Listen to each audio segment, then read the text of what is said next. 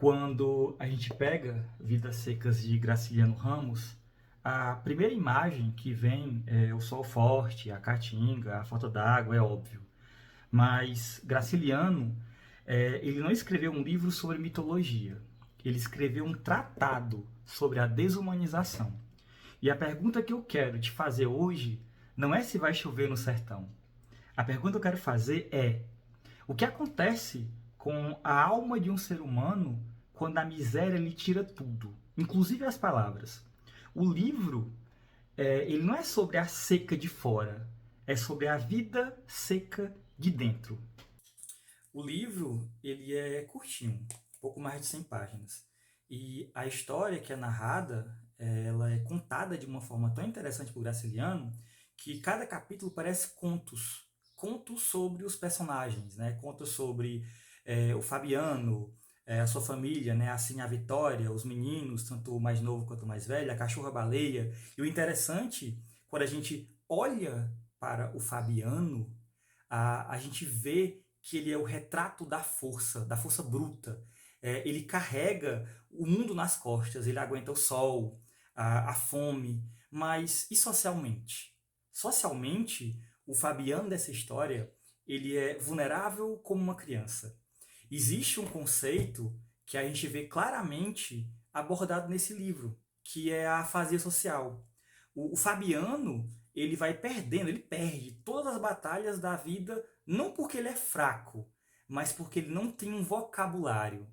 Ele olha para o soldado amarelo, para o fiscal da prefeitura, para o patrão, e ele se sente sempre inferior.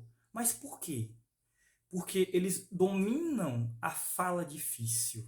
E Fabiano admira essa linguagem que oprime ele. E o livro ele é recorrente quanto a isso. Ele aborda sempre a fala, o jeito de falar, a fala bonita, que quem fala bonito sabe se defender. E ele acha que por falar bonito, o outro, né, ele tem a razão. E ele, Fabiano, ele se vê como um bruto, um bicho, que devido a isso ele merece ser mandado. E a falta da educação formal aqui, nesse livro, ele não é apenas um detalhe estilístico que o autor quis botar, né, quis abordar. É uma ferramenta de controle. Né? Quem não tem as palavras para se defender, aceita a injustiça como destino. E ao lado de Fabiano, nós temos assim a Vitória. Ela é a lucidez da família, ela sabe fazer as contas, ela percebe o roubo do patrão no final do mês, mas assim como o Fabiano, a sua voz ela morre na garganta, né? Ela não consegue transformar a sua indignação em argumento. E muitos, quando leem essa história, percebem o desejo dela por uma cama de couro como uma futilidade, um luxo bobo no meio da fome que eles vivem ali.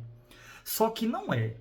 Quando a gente olha mais de perto, dormir em uma cama de varas, dura, desconfortável, é a aproximação à condição deles da condição dos animais.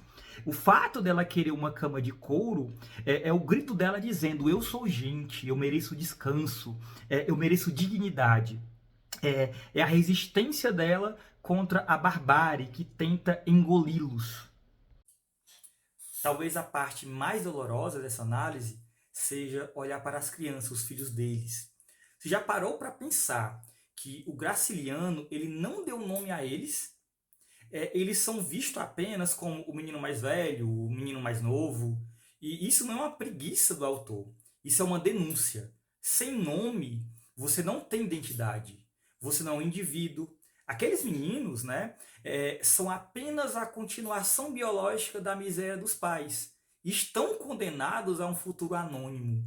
E como eles aprendem sobre o mundo, né, como é que eles exploram esse conceito? Eles aprendem sobre o mundo através do medo. Eles não conversam com os pais. Quando a curiosidade surge, a resposta é sempre um cascudo. Ali a comunicação não é o afeto, não é a palavra. A comunicação entre eles é a violência.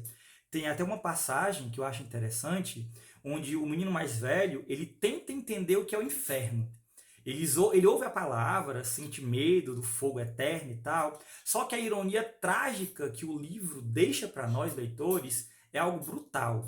eles não precisam temer o inferno bíblico, que é o calor, a fome, o silêncio, a falta de esperança. Por quê? Porque o inferno é ali onde eles já vivem. E para fechar esse ciclo de personagens, o Graciliano ele faz uma inversão genial e ao mesmo tempo cruel. Enquanto os humanos são bichos brutos, sem linguagem, sem sonhos elaborados, a cachorra, a baleia, ela é humana. É ela quem demonstra afeto, solidariedade e na hora da sua morte ela sonha. Ela projeta um futuro, um céu cheio de preás gordos, né? É de chorar, é muito triste, porque o autor ele precisou humanizar o animal para escancarar o quanto a estrutura social desumanizou as pessoas. A baleia ela carrega a alma, a sensibilidade que o sistema acabou roubando tanto do Fabiano e da Sinha Vitória. Ler Vidas Secas hoje incomoda. E tem que incomodar mesmo. O livro ele é de 1938, mas a realidade dele está bem aqui na esquina. Nós ainda hoje temos milhões de fabianos, trabalhadores, honestos, fortes, mas mudos diante de seus direitos porque lhes negaram a educação. Ainda temos milhões de meninos sem nomes, invisíveis nas estatísticas, vivendo seus próprios infernos pessoais, aprendendo na base do cascudo da vida. A gente combate a seca da terra hoje em dia com tecnologia, com transposição do rio, mas e a seca de cidadania? A seca de palavras e a seca de futuro?